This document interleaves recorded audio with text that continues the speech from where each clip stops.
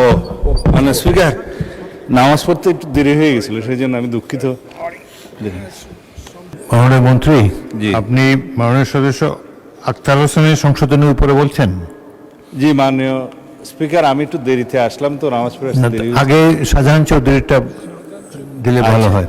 আগে শাহজাহান চৌধুরী মাননীয় সদস্যের সংশোধনী সম্পর্কে বলুন। মানে সদস্য আজম চৌধুরী সাহেব, আপনি কি বাছাই কমিটির উপরে বলেছেন? আমার এখানে কাগজে আমি দেখছি আক্তার হোসেন। আমি আপনাকে বলি, সংশোধনীতে দফা 16, 17, 18, 43-এর উপরে পেয়েছি মাননীয় স্পিকার। মাননীয় স্পিকার, আপনাকে ধন্যবাদ। আমি এই মহান সংসদে জুয়া প্রতিরোধ যেই বিলটা আছে, এই বিলের উপরে আমার দফা 16, দফা 17, দফা 18, দফা 43, বিশেষ করে দফা 43-এ আমি যেটা সংযুক্ত করেছি, জুয়ার কুফল বিষয়ে এলইডি স্ক্রিনের মাধ্যমে প্রতিটা স্কুলে 30 মিনিট একটা প্রদর্শন করার জন্য ব্যবস্থা করার অনুরোধ করেছি। মাননীয় স্পিকার, আমি আমার সংশোধনীগুলো মহান সংসদে উত্থাপন করলাম।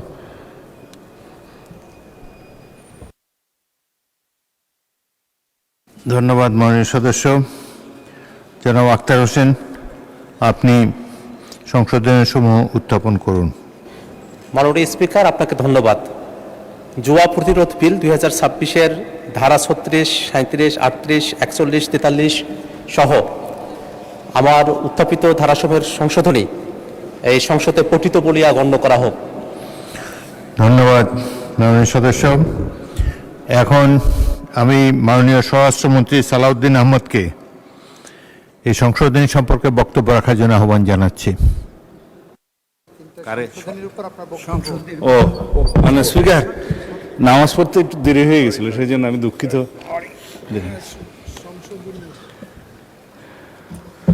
সংশোধনী উপরে আলোচনা হয়ে গেছে মানে স্পিকার, যে সংশোধনীগুলো আমি এখানে নোটিশে পেয়েছিলাম, তার মধ্যে জনাব আক্তার হোসেন মাননীয় সদস্য বিলের 36 2 দফায় আর 3 দফায়, 36-এর উপদফা 3-এ এবং 4-এ 2-একটা সংশোধনী এনেছেন।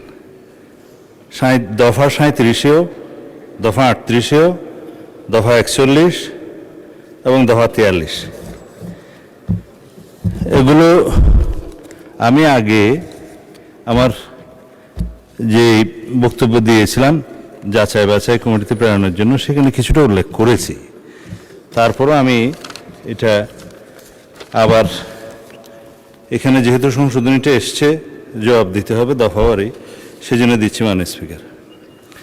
দফা 36-এ যে সংশোধনীটা তিনি এনেছেন, পুলিশ অফিসার কারণ লিপিবদ্ধ করিয়া সাইবার ট্রাইব্যুনালে আবেদন করে অনুমতি সংগ্রহ করবেন।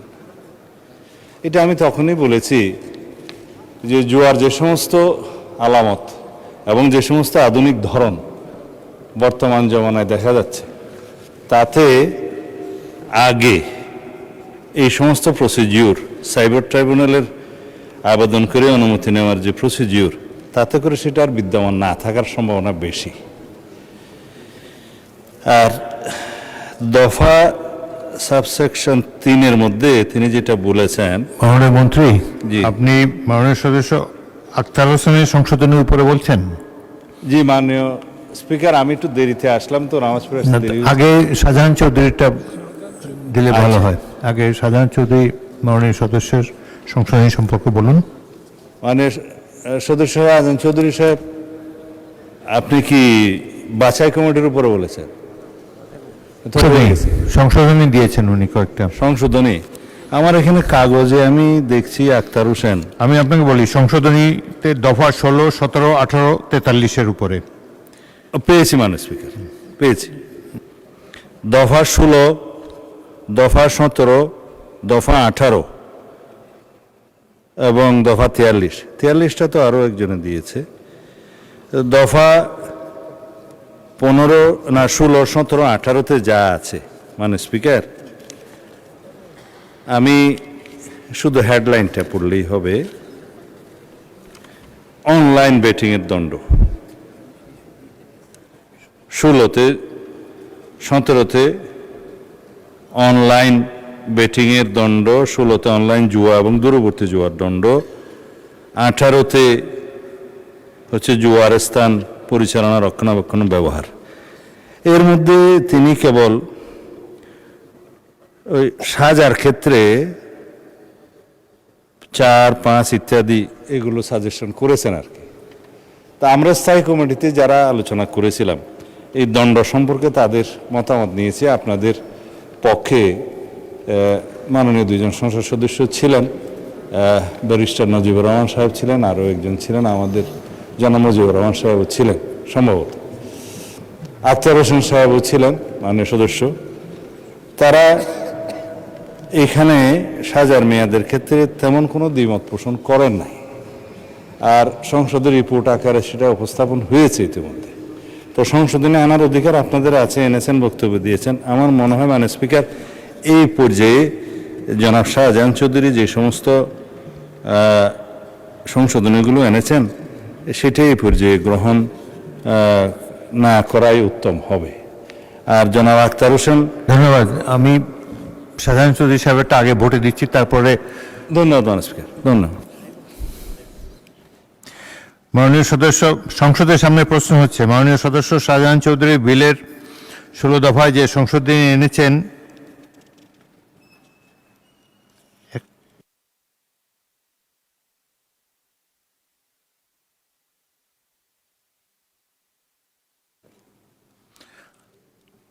মাননীয় মন্ত্রী, আমার মনে হয় যে 2জন মাননীয় সদস্য যারা সংশোধনী দিয়েছেন, আপনি জনাব আখতার হোসেনের সংশোধনীর উপরও বক্তব্য রাখেন, ভোটে দেওয়ার সময় একসাথে দুটাকে ভোটে দেব। আপনি এখন অনুগ্রহ করে জনাব আখতার হোসেনের সংশোধনী সম্পর্কে বক্তব্য রাখতে পারেন।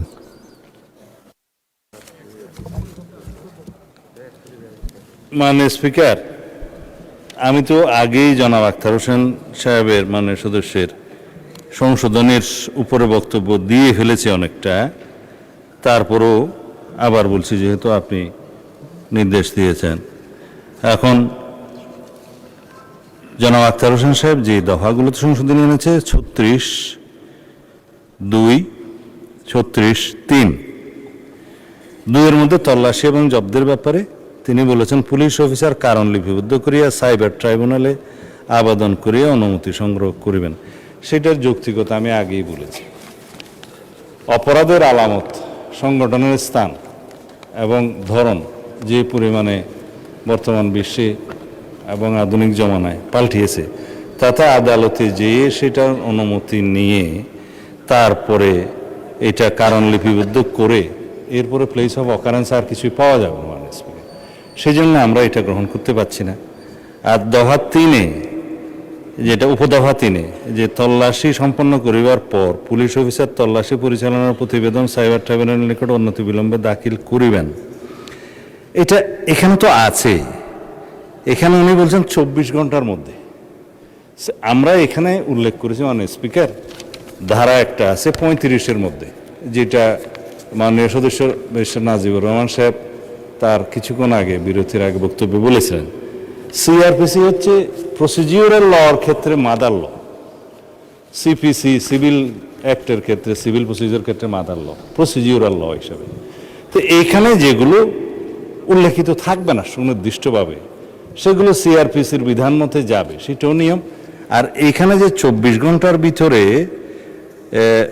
দাখিল করিতে হইবে, এই বিষয়টা ট্রাইব্যুনালের ক্ষেত্রে যে উনি প্রস্তাব করেছেন তল্লাশি পরিচালনার প্রতিবেদন, সেইটা তল্লাশি পরিচালনার প্রতিবেদন মানে স্পিকার যদি প্রত্যেকবার তল্লাশি পরিচালনার পরে প্রতিবেদন দাখিল করতে হয়, তার চাইতে এটা তো আমাদের কেস রেকর্ডে চার্জশিটে দেওয়ার সময় সবসময় এগুলো উল্লেখ থাকেই।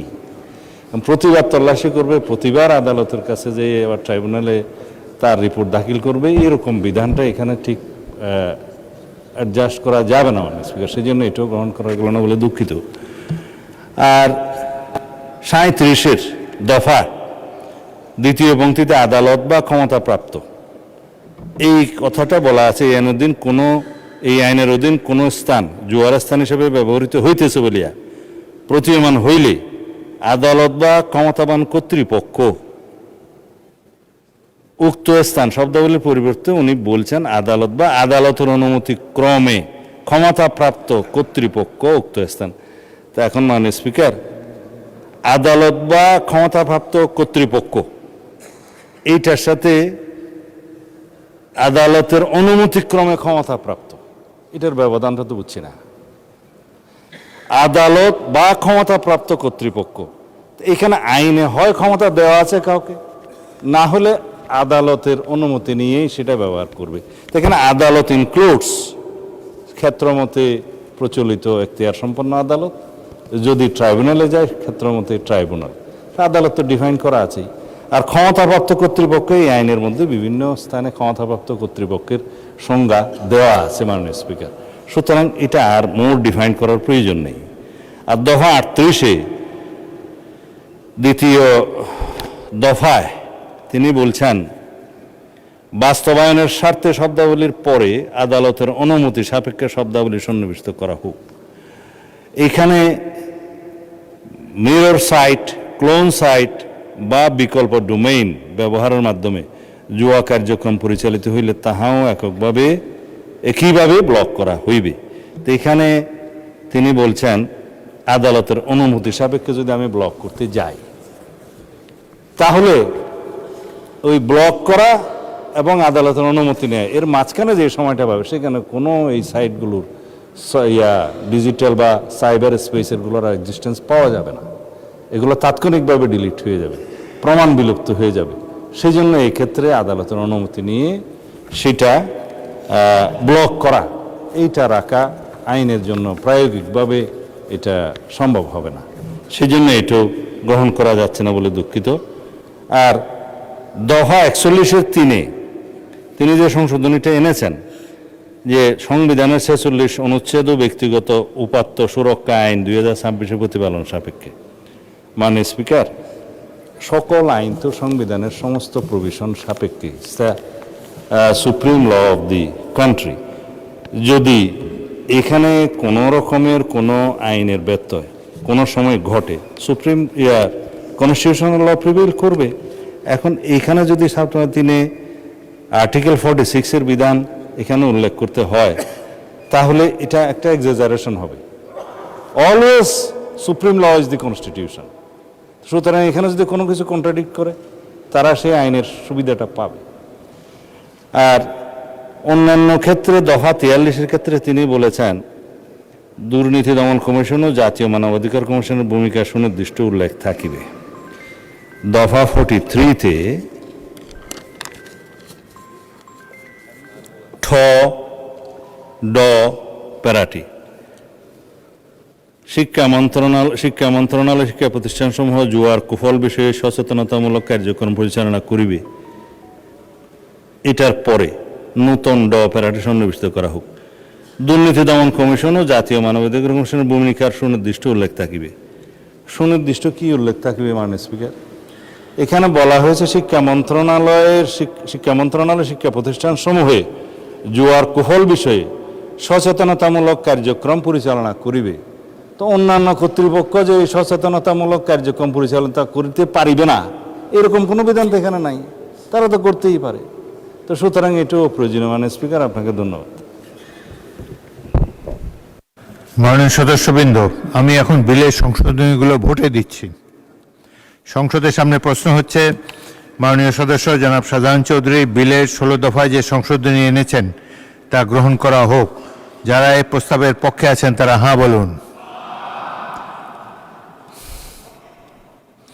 যারা এই প্রস্তাবের বিপক্ষে আছেন তারা না বলুন।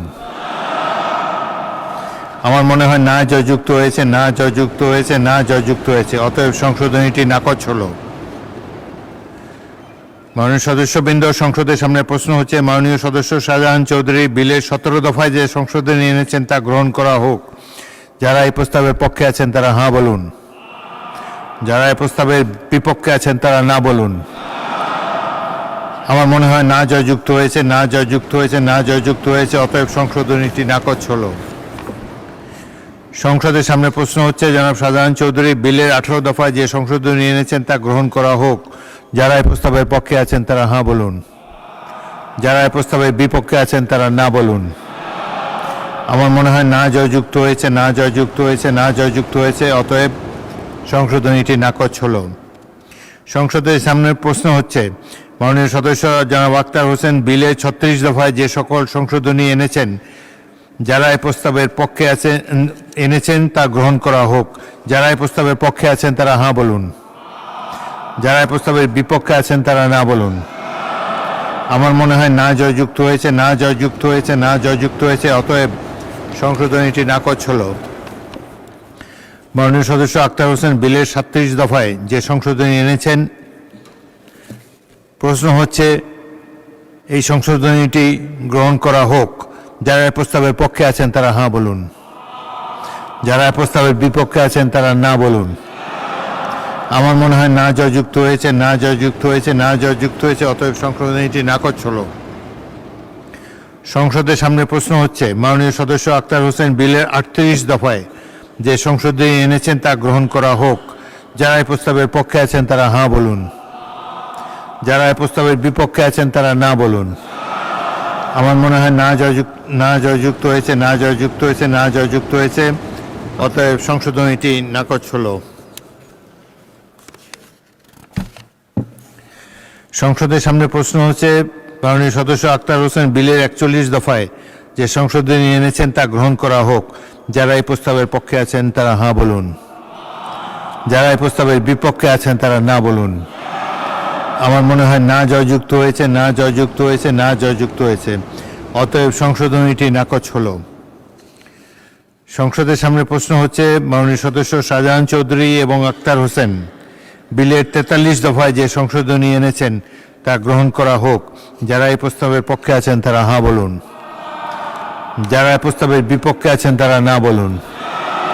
আমার মনে হয় না জয়যুক্ত হয়েছে, না জয়যুক্ত হয়েছে, না জয়যুক্ত হয়েছে।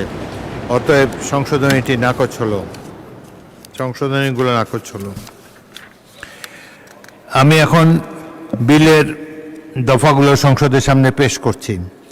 সংসদের সামনে প্রশ্ন হচ্ছে, বিলের দফা 2, 3, 4, 5, 6, 7, 8, 9, 10, 11, 12, 13, 14, 15, 16, 17, 18, 19, 20, 21, 22, 23, 24, 25, 26, 27, 28, 29, 30, 31, 32, 33, 34, 35, 36, 37, 38, 39, 40, 41, 42, 43, 44, 45, 46, 47, 48, 49 এবং 50 এই বিলের অংশ হিসাবে গ্রহণ করা হোক।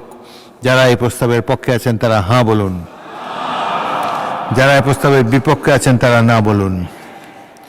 আমার মনে হয় হাঁ জয়যুক্ত হয়েছে, হাঁ জয়যুক্ত হয়েছে, হাঁ জয়যুক্ত হয়েছে।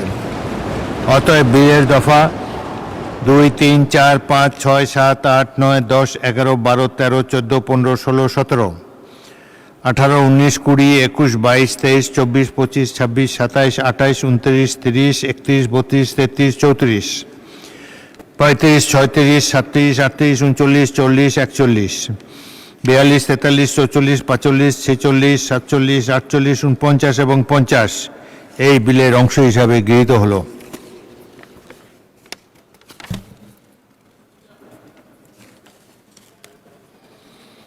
একটু ওয়েট করেন। এখন সংসদের সামনে প্রশ্ন হচ্ছে, বিলের 1 দফা প্রস্তাবনা প্রবর্তন শিরোনাম এই বিলের অংশ হিসাবে গ্রহণ করা হোক। যারা এই প্রস্তাবের পক্ষে আছেন তারা হাঁ বলুন। যারা এই প্রস্তাবের বিপক্ষে আছেন তারা না বলুন। আমার মনে হয় হাঁ জয়যুক্ত হয়েছে, হাঁ জয়যুক্ত হয়েছে, হাঁ জয়যুক্ত হয়েছে। অতএব বিলের 1 দফা প্রস্তাবনা প্রবর্তন এবং শিরোনামা এই বিলের অংশ হিসাবে গৃহীত হলো। মাননীয় স্বরাষ্ট্রমন্ত্রী সালাউদ্দিন আহমেদ, আপনি বিলটি পাশ করার প্রস্তাব উত্থাপন করতে পারেন। ধন্যবাদ মাননীয় স্পিকার। আমি সালাউদ্দিন আহমেদ, স্বরাষ্ট্রমন্ত্রী, প্রস্তাব করছি যে পাবলিক গ্যাম্বলিং অ্যাক্ট 1867 রহিত ক্রমে জুয়া,